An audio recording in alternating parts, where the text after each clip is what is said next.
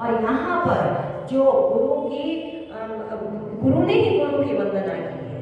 परम साधु परमार्थ बिंदक जो है काकुशुंडी जी के जो गुरु रहे, उनका यहाँ नाम नहीं आता, कोई नाम नहीं है उनका यहाँ पर, कौन थे पता नहीं, लेकिन परम साधु थे। तो एक परम साधु, एक परम गुरु, उस गुरु की जो भगवान शंकर रूपिणम, उन्हीं की वंदना कर रही है। और वंदना कैसे? रुद्राष्टक हम सब जानते हैं, भगवान शंकर के 11 रुद्र रूप है, जिसमें एकादश रुद्र जो भगवान हनुमंत लाल जी हैं। लेकिन रुद्राष्टक में 8 छंदों में ये भुजग प्रयात छंद है, भुजग प्रयात छंद। इसके पीछे कहानी आती है कि एक बार गरुड़ जी उड़ते जा रहे थे, वासुकी नाग को उन्होंने, ये सब बापू का प्रसाद है जो उन्होंने रुद्राष्टक में हमें सुनाया, कि वासुकी नाग को उन्होंने पकड़ लिया और उनके जब पंजे से वासुकी नाग नहीं छूट पा रहे थे, तो उन्होंने गरुड़ जी को बोला कि मैं आपको प्रसन्न करने के लिए कुछ सुनाना चाहता हूँ। तो उन्होंने जो उस समय उनकी वंदना की है, वो भुजंग प्रयाग छंद के अंदर की है। और उसको सुनकर गरुड़ जी इतने प्रसन्न हो गए कि प्रसन्न होने से वो गदगद जब करने लगे, तो उसी समय ही वो उनसे मुक्त हो गए, क्योंकि मुंह उन्होंने पंजे से पकड़ा हुआ था। तो आनंद में जैसे उन्होंने हिले, तो वासुकी जो है वो छूट गया। इसी तरीके से यहाँ पर भी कहा गया है कि जो रुद्राष्टक का पाठ करेगा, जो भुजग प्रयाग छंद में है, जो पाठ करेगा वो भी काल के महापंजे से निकल जाएगा, क्योंकि यहाँ पर महाकाल की स्तुति हो गई। तो यहाँ पर गोस्वामी जी कहते हैं काकुशुंडी जी के माध्यम से कि महाकाल के उज्जैन के मंदिर में जो ये स्तुति करता है, उसका कुछ बिगाड़ नहीं पाता। और वापसी भी सुना हमने कि जो रुद्राष्टक का पाठ करते करते आंखों में जिसके आंसू आ जाए, भाव में आ जाए, तो समझो कि शिव अभिषेक वही हो गया, रुद्राभिषेक हो गया। और वो तो ये भी कहते नित्य प्रति हम जब स्नान करते हैं, तो स्नान करते समय रुद्राष्टक का पाठ करने से भगवान शंकर अत्यंत प्रसन्न होते हैं। क्योंकि अगर ऊपर का ये हिस्सा हटा दिया जाए, तो हमारा ये जो नीचे का यहाँ तक का धड़ का भाग है, वो भी शिवलिंग रूप है। तो कहते हैं कि नित्य प्रति वो शिवलिंग की जो आत्मलिंग है हमारा, उसका भी रुद्राभिषेक हो जाता है। अष्टमूर्ति भगवान शंकर की इस पूरे के पूरे भुजग प्रयाग छंद में यहाँ पर स्तुति की गई है, और हम इसका पारायण आज आनंद पूर्वक करेंगे। तो गोस्वामी जी कहते कि जिस समय भगवान शंकर ने काकुशुंडी जी को उनके पूर्व जन्म में श्राप दिया, तो और कोई नहीं बोल पाया। काकुशुंडी जी पत्ते की तरह कांप रहे थे अपने, क्योंकि उस समय रौद्र रूप था भगवान शंकर का, और कोई उनके सामने टिक नहीं पा रहा था। लेकिन जो परम साधु परमार्थ बिंदक गुरु है काकुशुंडी जी के, उनसे अपने शिष्य की ये दशा देखी गई। ऐसा नहीं था कि गुरु जो थे वो शिव को नहीं मानते थे, वो भी शिव को मानते थे, लेकिन हरि के निंदक नहीं थे। ये बहुत सेतुबंध का छंद है कि हम शंकर को माने और हम राम को न माने। ये यहाँ पर ये विषमता को हटाया गया है। और दूसरा कि अगर गुरु आ जाते हैं, तो गुरु आने के बाद कोई भी और हमारी जो पूजा है वो सबकी फलश्रुति पूर्ण हो जाती है। अगर हम उसका गुरु आने पर भी अपनी पूजा में निमग्न रहते हैं, तो ये गुरु का अपमान माना जाएगा। ये हमें शास्त्र से यहाँ सिखाया गया और कहा गया है कि गुरु जो है वो हमारे जीवन के अंदर, और ये गुरु के ही लक्षण है सारे के सारे। तो हाहाकार की गुरु ने हाहाकार करी कि मेरे शिष्य को जो मेरा आश्रित है, उसकी ये दशा मैं नहीं देख सकता, क्योंकि गुरु करुणावान है। हम तो लाख पापी होंगे, लेकिन उसकी करुणा ही हमें उबारेगी और उबारती है। तो हाहाकार की गुरु दारुण सुन दारुण शाप सुनकर गुरु ने हाहाकार करा, प्रभु ऐसा मत करो, ऐसा मत करो, जैसा भी है ये मेरा आश्रित है। कंपित और उपजा करेगा। और मुझे कांपता हुआ देखकर उनके हृदय में बहुत संताप उत्पन्न हुआ कि मैं ही अपने आश्रित के दुख का कारण बन गया, ऐसा उनको दुख लगा। और फिर उसके बाद वो स्वामी जी कहते हैं, कर सब प्रेम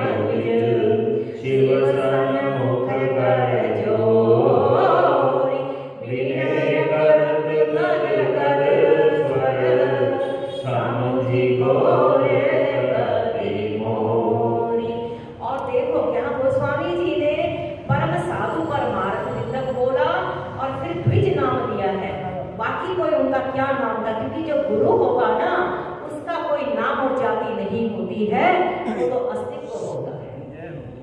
और कैसे वो गुरु रहे होंगे कि जिनके अपमान को देखकर भगवान शंकर से नहीं रहा, वो गुरु कौन होंगे कि भगवान शंकर साक्षात, जबकि वो भगवान शंकर का ही तो जाप कर रहे थे, लेकिन उन्होंने कहा कि नहीं, अगर तू अपने गुरु को प्रणाम नहीं कर पा रहा है, गुरु को तूने आदर नहीं दिया, मेरी सब पूजा व्यर्थ है। क्योंकि गुरु गोविंद दोहरे काके का को पाए, बलिहारी गुरु आपने जिन गोविंद मुझे गुरुदेव तेरा सहारा न मिलता, ये जीवन हमारा दोबारा न खिलता। माँ बाप ने तो जन्म दिया, हम इस तरह पे आए, लेकिन गुरु ने तो हमें जीवन दिया, इस जीवन का रस दिया, इस जीवन का एक लक्ष्य दिया, और इस जीवन में अपने आत्म का विकास करने का हमें रास्ता दिखाया। और उसी गुरु को अगर हम कुछ ना माने, क्योंकि ये देखिए कहते हैं कि गीता, गुरु गीता में भी लिखा है, भगवान शंकर ने पार्वती को बताया है कि बहुत प्रकार के अपराध होते हैं, जिसमें एक अपराध ये भी गुरु के लिए माना जाता है कि अगर गुरु ने कुछ कहा और गुरु की हम बात न माने, वो गुरु का ही अपराध है। लेकिन हम जैसे लोग तो नित्य प्रति गुरु की सुनते हैं, लेकिन गुरु की मानते कहाँ हैं। और यहाँ पर भी काकभूषुंडी जी ने अपने, और कारण क्या रहा था, उग्र बुद्धि और दम्भ वैसा, क्योंकि उग्र बुद्धि थी, अपने आप अपना दम्भी भाव था उनका, इसीलिए तो उन्होंने कहा कि ठीक है कोई बात नहीं, आए हैं तो आए हैं, मैं अपना मंत्र जाप कर रहा हूँ। तो उन्होंने एक तरीके से इग्नोर करा गुरु को, लेकिन भगवान शंकर अपने जो परम भक्त होते हैं उनका अपमान नहीं सह सकते। तो यहाँ पर जब गुरु ने दंडवत करके प्रेम से भगवान शंकर के सामने हाथ जोड़कर विनती करते हुए गदगद गिरा में ये कि मेरी ऐसी गति ना हो, उसके लिए उन्होंने भगवान शंकर के सामने जो स्तुति करे हैं, आइए उसका थोड़ा पारायण करें। इसको मैं थोड़ी सी और धुन में बता।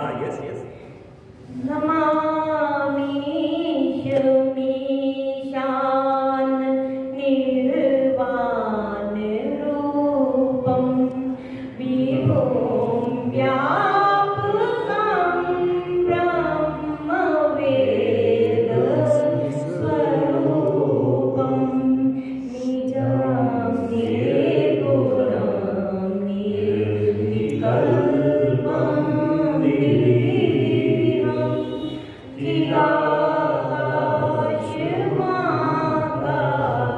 चिदाकाशमाकाशवासं भजेऽहम्।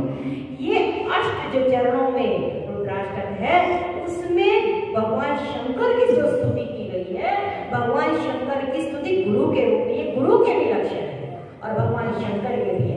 अष्टक इसलिए किया गया कि भगवान शंकर के अंग में भी 8 वस्तुएं हमेशा रहती हैं। भगवान शंकर के अंग में भुजंग रहता है, भगवान शंकर के अंग में धूति रहती है, कमंडल की माला रहती है, डमरू रहता है, ऐसे उनके अंगों में भी अष्ट वस्तुएं रहती हैं। उसी को प्रसन्न करने के लिए, और ये जो स्तुति हुई है ये साक्षात उस समय भगवान शंकर महाकाल के मंदिर में खड़े हैं, और खड़े खड़े में भगवान को जो परम साधु है उसने सामने देखते देखते उनकी स्तुति की है, जिसका कि वर्णन यहाँ पर आ रहा है।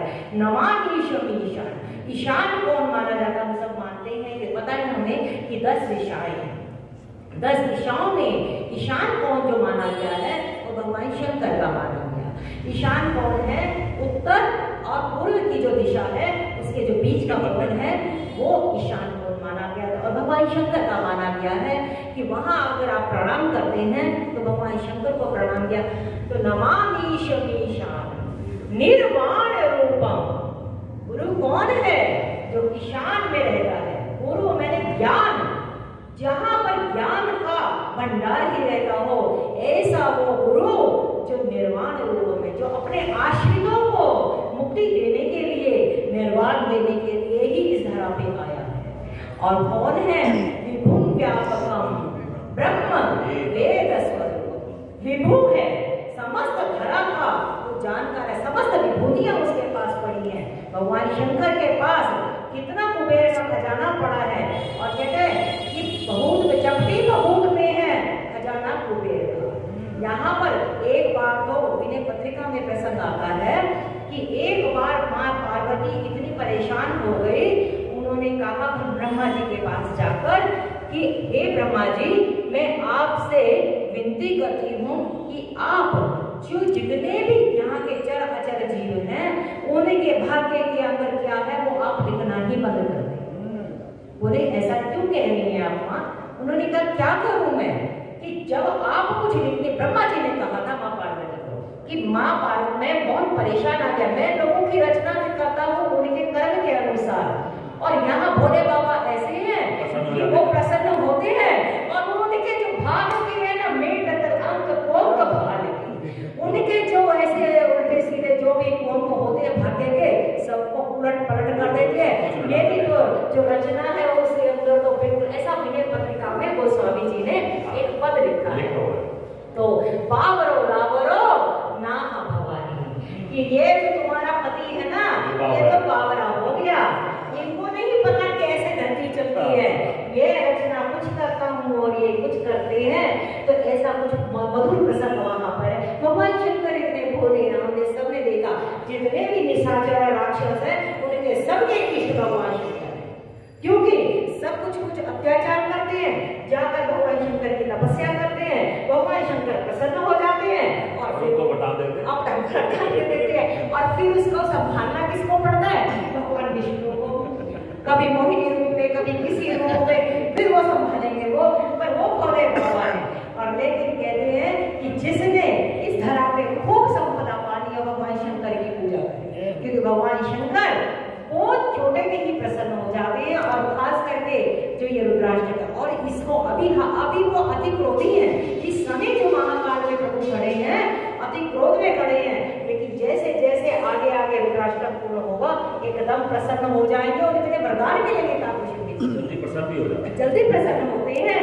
तो यहाँ पर नमामि योगीशान निर्वाणे रूपम विभुम व्यापकम ब्रह्म वेद स्वरूपम। विभु है, सब कुछ उनके पास है, सारी समस्त विभूतियां उनके चरणों में रहती हैं। ऐसे गुरु व्यापक है, और गुरु हमेशा व्यापक ही होता है। जिसकी व्यापकता ही होगी, जिसमें समता होगी, जिसके विचार खुले होंगे, वही गुरु माना जाएगा, जो समभाव में रहेगा। क्योंकि निज प्रभु में देखे जब कैसन करे विरोध, जहां पर विरोध है वहां बोध नहीं माना जाएगा। और गुरु कौन है? वो तो नित्य बोध स्वरूप है। तो विभु व्यापकम ब्रह्म वेद स्वरूप, ब्रह्म रूप है वो तो, और वेदों का तो पूर्णतः एक तरीके से रूप ही है, वो जो बोलता है वही शास्त्र बन जाता है।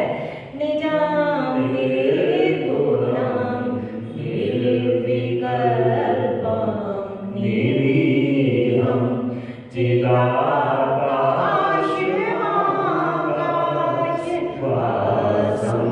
वरेहम। ऐसे वो परम साधु क्या कह रहे हैं कि कौन है आप जो निज स्वरूप में ध्यान में स्थित है, मगन ध्यान रस दंड जो पुनि मन बाह्य रखी, अपने ही ध्यान में भगवान शंकर हमेशा रहते। गुरु भी वही होगा कि जो अपनी ही मस्ती में रहते हैं।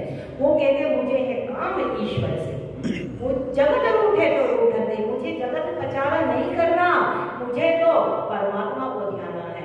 तो जो गुरु भी होगा वो अपनी निजता में, अपने ही आनंद में रहता है।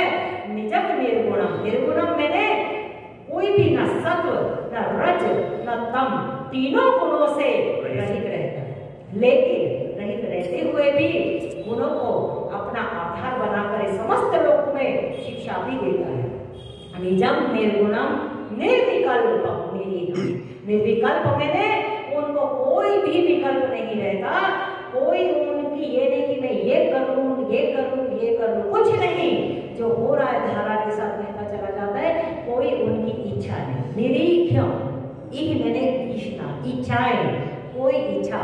शंकर भगवान के रूप में ये गुरु की वंदना चल रही है। तो यहाँ पर कोई भी गुरु की कोई इच्छा नहीं रहती है। चिदाकाशु महाकाशु वासम भजे। ऐसे गुरु कौन है? जिसका वस्त्र ही आकाश रूप है, वो अपने चिदाकाश में ही मस्त रहता है और उसका वास जो है समस्त दिशाओं में उनका वास है। चिदाकाश महाकाश वासम भजे। आगे बोलते निराकार ओंकार मूलम तुरीयम गिराज्ञान गोविद मीशं गिरीशं। कौन है भगवान शंकर? निराकार रूप है। एक भगवान शंकर ही ऐसे हैं कि जो साकार रूप में भी पूजे जाते हैं और निराकार रूप में भी पूजे जाते हैं।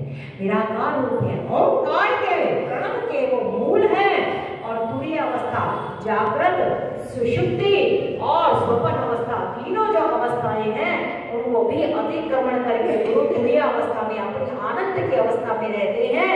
और गिरा ज्ञान बोधित मीशम गिरीशम, वाणी और ज्ञान और इंद्रियों से परे हे कैलाशपति करालम महाकाल कालम कृपालम। ये रुद्राष्टक है जो हमारे ज्योतिष, ये सारे के सारे हैं ना हमारे ज्योतिर्लिंग हैं, 12 ज्योतिर्लिंग हैं। इन 12 ज्योतिर्लिंग का ही इसके अंदर पूरा का पूरा समावेश है। इसमें महाकाल भी आ गया, इसमें केदारनाथ भी, तुषार आते, तुषार कहते हैं बर्फ को। तो ये केदारनाथ का भी इसमें, रामेश्वरम का भी इसमें, जो ये महाकालेश्वर का, ममलेश्वर का, ओंकारेश्वर का, जितने भी नागेश्वर का, जितने भी यहाँ पर ज्योतिर्लिंग है उनका सबका समावेश इस रुद्राष्टक में होता है।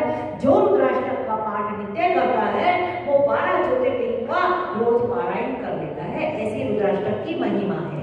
तो उसमें कहते करालम महाकाल कालम कृपालम गुणागार संसार पारम नरोहम। कौन है? आप कराल भी हैं क्योंकि आप महाकाल हैं। गुरु कौन है? वो कोमल भी है और वो कराल भी है। कहते हैं कि गुरु की ऊपर से तो वो अपने आश्रय को थपेड़ मारता है कि धीरे धीरे वो उसको सुधारता है, लेकिन भीतर से वो उसके आंतरिक अवस्था को संभालता भी चलता है। क्योंकि उसने हमारे घट को घटना है, उसने हमारे को एक रूप देना है, एक पात्रता बनानी है ताकि परमात्मा उस पात्रता से रीझकर हमें अपना बनाए। तो गुरु यहाँ पर कराल भी है, महाकाल रूप में है और साथ ही साथ होते हुए त्रिपाल भी। गुरु कर कोमल सील सुभाव, गुनाकार, गुणों का घर है और संसार पारम न तोम। और फिर भी आप संसार में रहते हुए भी संसार से परे हैं। एक भगवान शिव का ही ऐसा जो आप दाम्पत्य देखेंगे, पारिवारिक पूरा जीवन देखेंगे, जिसमें पूरे के पूरे जितने जीव हैं वो सारे के सारे एक दूसरे से विरोधाभास हैं। अग्नि और जल का कोई भी आपस में मेल नहीं हो सकता, ठीक है। सिंह का और नंदी जो बैल है उसका कोई आपस में मेल नहीं हो सकता। सर्प का, मयूर का आपस में कोई मेल नहीं हो सकता। लेकिन विपरीत नेचर वाले लोग भी भगवान शंकर के निवास स्थान में हिलमिल के रहते। क्यों? क्योंकि वहां पर कोई ऐसा शंकर रूपी गुरु बैठा है जो सबका जहर पीकर गले में रखता है और नीलकंठ कहलाता है, सबको संभाल के। कहते हैं कि घर का जो मुखिया होता है ना वो भगवान शंकर जैसा होना चाहिए कि सबकी सुने और सुनकर उस जहर को तो पी। क्योंकि कटु वचन भी जो सुनने होते हैं ना वो भी जहर से कम नहीं होते, बहुत मुश्किल होता है पीना, लेकिन उसको पूरे परिवार कुटुंब को संभालना है तो वो उसको पिएगा, लेकिन नीचे उतारेगा तो अपना भीतर जाकर जल जाएगा। इसीलिए वो गले में रखता है, कंठ में रखता है और उसके बाद वो उस विष के साथ जब राम राम जपता है तो विश्राम में रहता है। विष तो जीवन का मिला, लेकिन जब जीवन के विष को हमने राम के साथ जोड़ दिया तो जीवन में विश्राम मिला। जीवन की आए कठिन परिस्थितियों को, लोगों के अलग अलग विचारों को हम नहीं बदल सकते, हमें उनको स्वीकारना ही पड़ेगा।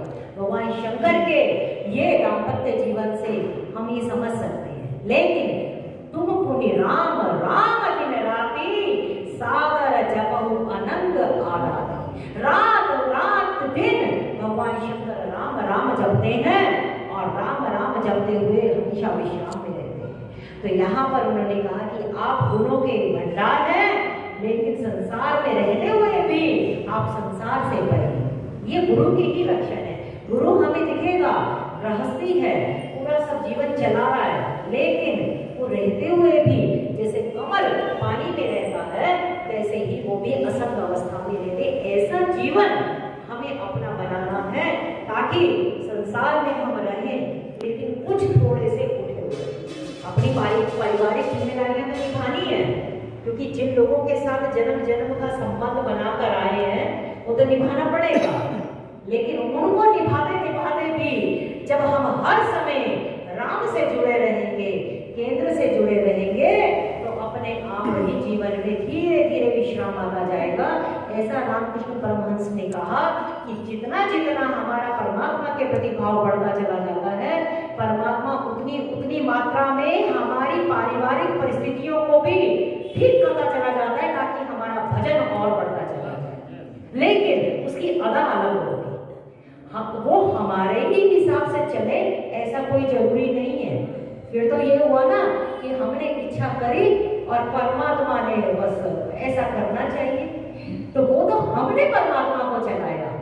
कभी प्रभु हमारी ही इच्छा को मानता है, लेकिन कभी प्रभु हमें अपनी इच्छा से भी चलाता है। अपने मन के अनुकूल हुआ तो समझो हरी इच्छा, और अपने मन के अनुकूल कभी कभी नहीं हुआ तो मेरे प्रभु की इच्छा चल गई।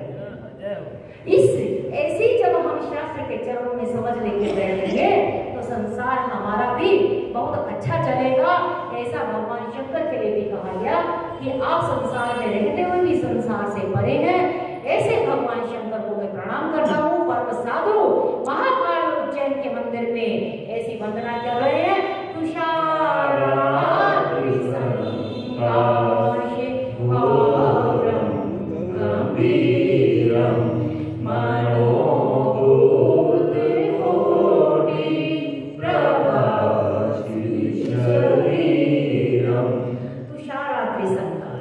तुषार कहते हैं, मैंने भी बोला हिमाचल को, जहां पर तुषार में सर्दी जो होती है, केदारनाथ की याद होती है।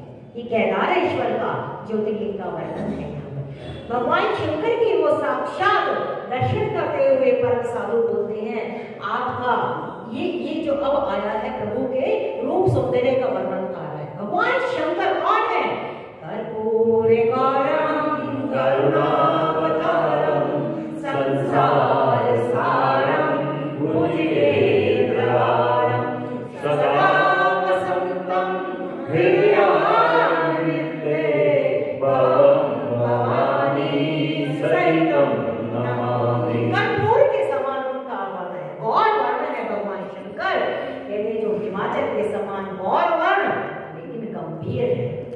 गंभीर तो बनना ही पड़ता है। जो बड़ा होगा ना उसकी जिम्मेदारियां कुछ ज्यादा ही हो जाती है। ये जो घर के मुखिया हैं, गुरु भी जो है अपने आश्रितों को जब संभालता है उसके ऊपर भी बहुत जिम्मेदारियां होंगी।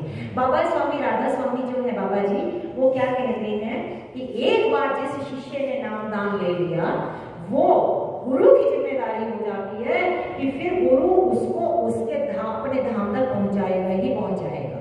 अब कोई ज्यादा नाम जप लेगा तो गुरु के साथ बैठ के जाएगा, कोई कम नाम जपेगा तो वो पीछे बैठ के जाएगा, और कोई नाम बिल्कुल नहीं जप रहा लेकिन नाम उसने दान ले रखा है, तो चाहे वो रगड़ रगड़ के पीछे जाए लेकिन गुरु लेके सबको जाए। अब ये हमारे ऊपर है कि हम कितना अपने गुरु के साथ बैठकर जाएं। अपने कहते हैं कि जिस समय हम बाहर जब करते हैं वो अपने गुरु का ध्यान, गुरु को देखते हैं, लेकिन धीरे धीरे एक अवस्था ऐसी आती है कि जो भीतर भी बाहर भी वही है और भीतर भी वही है। क्योंकि मोह कहाँ ढूंढे रे बंदे, मैं तो तेरे पास। अभी हम भी बिल्कुल एक दूसरे से जितना मर्जी सटे हो, अभी हम भी दूर हैं, क्योंकि जो भीतर अंतर्यामी बैठा है वो तो बिल्कुल हमारे घट घट के अंदर की जानत भले बुरे की पीर है। वो तो हमसे ज्यादा भी हमको जानता है, हम भी अपने आप को इतना नहीं जान पाएंगे। कृष्ण ने गीता में कहा कि जिस सभी लोगों में, जड़ अजर जीवों में, सब में आत्मा रूप में मैं ही स्थित हूँ। हे अर्जुन, तू उसी को ही परमात्मा जान। और हम ये जीवन में देख ही रहे हैं कि जैसे जैसे एक वो हंस बीच में से निकल जाता है तो शरीर क्या है, फिर तो एक लोग है ना कि चला चली का मेला, फटाफट लेकर जाओ भाई, कोई चीज जो है ना जो बिल्कुल हमें ताजा तरोजा रख रही है। ये जो अवस्था है परमात्मा सभी में बैठा है, इसीलिए तो हम सबको सिया राम में सब जग जानी बोलते हैं। लेकिन सिया राम में सब जग जानी बोलते हैं, जिस दिन जिस घड़ी ये भाव आ जाए तो आनंद ही आनंद बरसता। तो यहाँ पर तुषारात्रि संकाश गौरम गंभीरम, हे प्रभु आप गौर करने के हैं, गंभीर है, मनोभूत कोटि प्रभावशी शरीरम, करोड़ों कामदेव की ज्योति भी आपके सामने कुछ नहीं, वो भी आप इतने शोभायमान हैं। स्फुरनम मौलिका लोलिनी चारुगंगा लसत पालवाली दुकंठे भुजन। जिस समय प्रार्थना का पाठ करेंगे ये समझिए, सामने अपने आप को एक भावना रखें कि भगवान शंकर सामने खड़े हैं और उनका हम साक्षात रूप देखते ही उनकी स्तुति कर रहे हैं।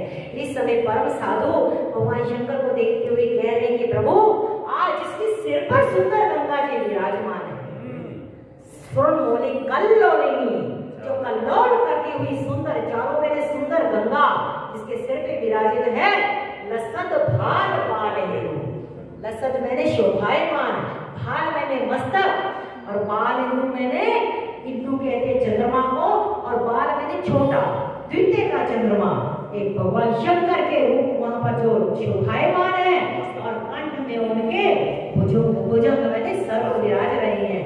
और देखो जितनी भी संसार की निकृष्ट वस्तु है, त्याज्य वस्तु है, अशुभ वस्तु है, वो सब कुछ भगवान शंकर के यहाँ पर जाकर कितनी शोभायमान होती। शंकर कौन है?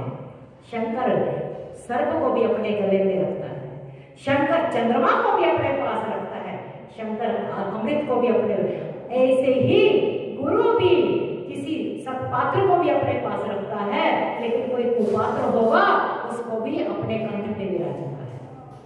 हम कैसे भी हैं, भले हैं बुरे हैं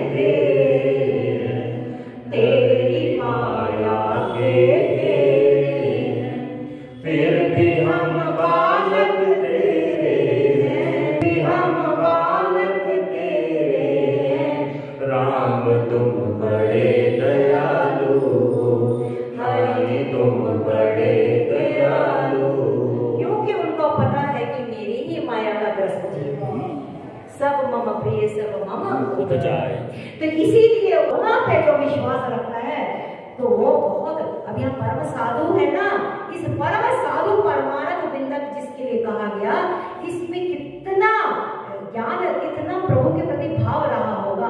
और जो काकभूषणी जी हैं, चाहे वो भगवान शंकर का जप कर रहे हैं, लेकिन क्योंकि वो दम भी है कार्य, इसीलिए प्रभु से दूर हो, तो कह रहे चल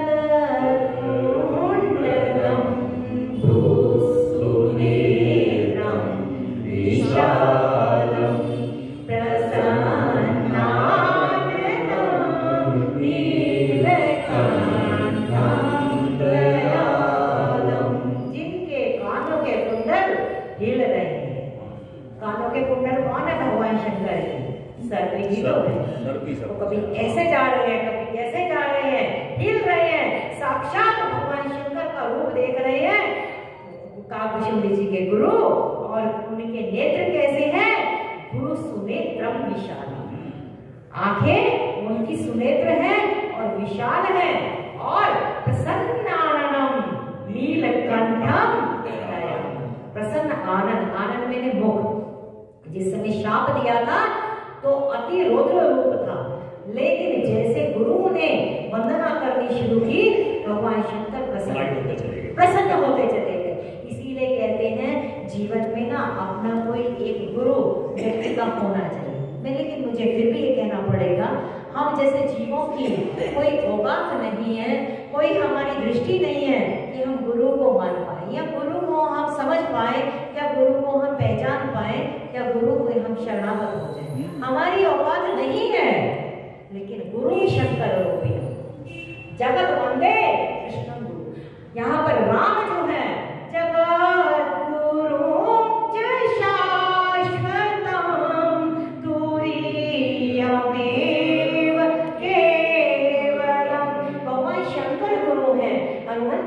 गुरु हैं, कृष्ण गुरु हैं, राम गुरु हैं। उनके ही कहने में भी अगर हम चलेंगे तो धीरे धीरे कोई एक व्यक्ति रूप में गुरु परमात्मा हमारे पास भेज ही देगा। जैसे जैसे गरुड़ जी को शंका हुई तो गरुड़ जी ब्रह्मा जी के पास गए। कहाँ भटके हैं? शंकर जी के पास भी तो गए थे ना। शंकर जी ने नहीं उनका संदेह नष्ट करा। उन्होंने कहाँ भेजा? किस लिए भेजा? वहां आता है खग समझा ही खबरी की भाषा। हम लोग व्यक्ति के रूप में अगर कोई सामने हमारे आचरण करता दिखे तो हमें ज्यादा उसका असर आता है, वरना परमात्मा तो कण कण में व्याप्त है, कहाँ हम समझ पा रहे हैं। लेकिन कोई समझ पक्की करता है जब एक व्यक्ति के रूप में हमें लगता है ना कि अरे वो कर सकते तो हम भी करें। वो हमें प्रेरणा देगा, वो समय समय पे हमें एक सांत्वना देगा, बेटा तू घबरा मत, मैं तेरे साथ हूं। जब ये और एक बात बता दो, हम जैसे जीवों का विश्वास भी हम नहीं कर सकते। हम आपस में हम नहीं परमात्मा पे विश्वास कर सकते। ये विश्वास भी परमात्मा ही कृपा करके हमारे भीतर पैदा करता है। कुछ ऐसी परिस्थितियां आ जाती हैं जब व्यक्ति हिल जाएगा, उस समय उसकी करुणा बहती है और तब प्रभु की हमें लगता है कि कोई हमारे पास है जिसने हमें बचाया। ये जो विपरीत परिस्थितियां आती हैं ये हमें मजबूती देने के लिए आती है, उस परमात्मा की कृपा का अनुभव करने के लिए हमारे पास आती है। इसीलिए कुंती ने भी जब कृष्ण से बाद में मांगा है तो यही कहा, हे कृष्ण तू मुझे जीवन में इतनी विपदा दे, इतनी विपदा दे। उन्होंने कहा कि आप कैसे कह रही हैं बुआ कि विपदा दे? लोग तो यहाँ क्या क्या मांगते हैं, कहते जब तू देता है ना तब तो तू थोड़ा दूर हो जाता है, लेकिन तू जब विपदा देता है तो तू मेरे पास आ जाता है। कृष्ण चाहिए मजबूर, कृष्ण की फौज नहीं। ये संसार में ऐसे ही माया में भटकता रहेगा। मुझे तो मेरे ईश्वर को कब भजना है। इस संसार में जो 70-80 साल की जो जिंदगी है, प्रभु एक कृपा रह कितनी गई। अभी तो 60 के पास तो पहुंचने वाले हैं और उसके बाद कितनी इंद्रियां चलेंगी पता नहीं। तो इसीलिए आगे भी जाने न तू, पीछे भी जाने न तू, जो भी है बस यही ऊपर। जितना भज सकते हैं निर्मल मन से निष्कपट होकर, उतना ही परमात्मा प्रसन्न होते। बस भाग ये क्योंकि सरल सुभावना मन कुटिलाई भजत कृपा करिहाई रघुरा। प्रभु से मांगते ना, प्रभु कृपा करो, कृपा करो। सूत्र दे रखे हैं, कुंजियां दे रखी हैं। देखो ताला बहुत बड़ा होता है लेकिन कुंजी उसकी छोटी सी होती है। एक ही कुंजी से और गलत कुंजी लगाओ तो मैंने चाबी लगाओ तो नहीं दरवाजा खुल पाता ना, ताला नहीं खुल पाता। ऐसे ही जीवन की जो बड़ी ग्रंथियां हैं, बड़े बड़े जीवन में हृदय में जो ताले लगे पड़े हैं, छोटी छोटी शास्त्र ने यहाँ पर कुंजियां दे रखी है। सरल स्वभाव बना दे, मन में कुटिलता छोड़ दे, अपने आप प्रभु की कृपा जो बरस रही है अनुभव में आनी शुरू हो जाएगी। अपने को सिर्फ सरल रख पाते हैं, ये अपने अपने जीवन का खुद हम देखें, क्योंकि दूसरा तो हमें बाहर से भजन करते हुए देखेगा कि बहुत सरल है, ये तो बहुत भक्त है, लेकिन हम भक्त हैं या उससे विभक्त हैं ये तो अपना मन ही जानेगा। क्योंकि सांसों की माला पे, सांसों की माला पे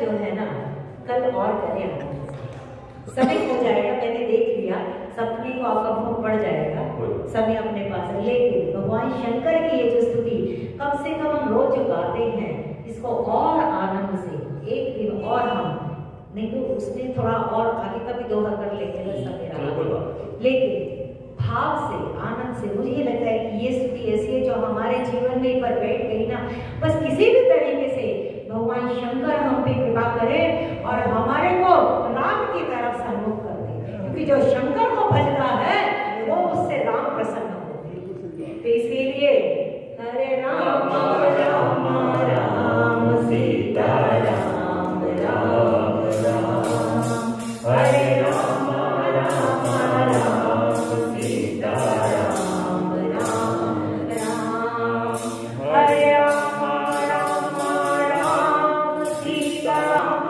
राम राम, हरे राम राम राम सीता राम राम राम, हरे राम राम राम सीता राम राम राम, हरे राम राम